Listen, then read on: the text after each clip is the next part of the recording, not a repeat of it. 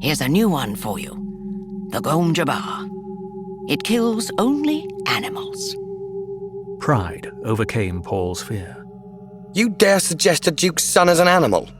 Let us say I suggest you may be human. Steady. I warn you not to try jerking away. I am old, but my hand can drive this needle into your neck before you escape me. Who are you?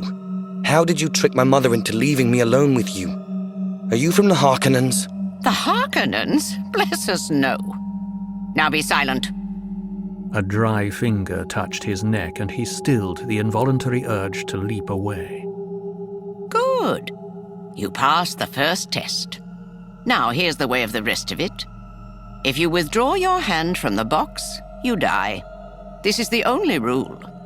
Keep your hand in the box and live. Withdraw it and die. If I call out, there'll be servants on you in seconds and you'll die. Servants will not pass your mother, who stands guard outside that door. Depend on it. Your mother survived this test. Now it's your turn. Be honored. We seldom administer this to men children. Curiosity reduced Paul's fear to a manageable level. He heard truth in the old woman's voice, no denying it. If his mother stood guard out there, if this were truly a test. And whatever it was, he knew himself caught in it, trapped by that hand at his neck, the Gom Jabbar. He recalled the response from the litany against fear as his mother had taught him out of the Bene Gesserit rite. I must not fear. Fear is the mind killer. Fear is the little death that brings total obliteration. I will face my fear. I will permit it to pass over me and through me. And when it has gone past, I will turn the inner eye to see its path. Where the fear has gone, there will be nothing. Only I will remain. He felt calmness return. Get on with it, old woman. Old woman? You've courage, and that can't be denied. Well, we shall see, sirrah. You will feel pain in this hand within the box. Pain. But withdraw the hand, and I'll touch your neck with my Gom Jabbar. The death so swift it's like the fall of the headsman's axe. Withdraw your hand, and the Gom Jabbar takes you. Understand? What's in the box? Pain. He felt increased tingling in his hand, pressed his lips tightly together. How could this be a test, he wondered. The tingling became an itch. You've heard of animals chewing off a leg to escape a trap. There's an animal kind of trick. A human would remain in the trap, endure the pain, feigning death that he might kill the trapper and remove a threat to his kind. The itch became the faintest burning. Why are you doing this?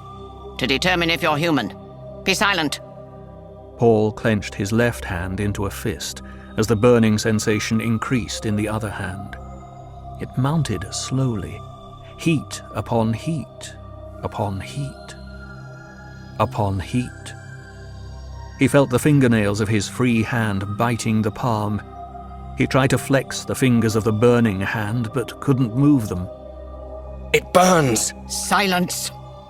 Pain throbbed up his arm. Sweat stood out on his forehead. Every fiber cried out to withdraw the hand from that burning pit. But the Gom Jabbar. Without turning his head, he tried to move his eyes to see that terrible needle poised beside his neck. He sensed that he was breathing in gasps, tried to slow his breaths and couldn't. Pain. His world emptied of everything except that hand immersed in agony, the ancient face inches away staring at him. His lips were so dry he had difficulty separating them. The burning. The burning. He thought he could feel skin curling black on that agonized hand, the flesh crisping and dropping away until only charred bones remained. It stopped. As though a switch had been turned off, the pain stopped. Paul felt his right arm trembling, felt sweat bathing his body.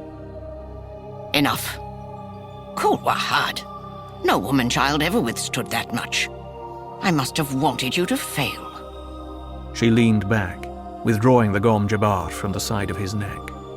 Take your hand from the box, young human, and look at it. He fought down an aching shiver, stared at the lightless void where his hand seemed to remain of its own volition. Memory of pain inhibited every movement. Reason told him he would withdraw a blackened stump from that box. Do it. He jerked his hand from the box, stared at it, astonished. Not a mark, no sign of agony on the flesh. He held up the hand, turned it, flexed the fingers. Pain by nerve induction.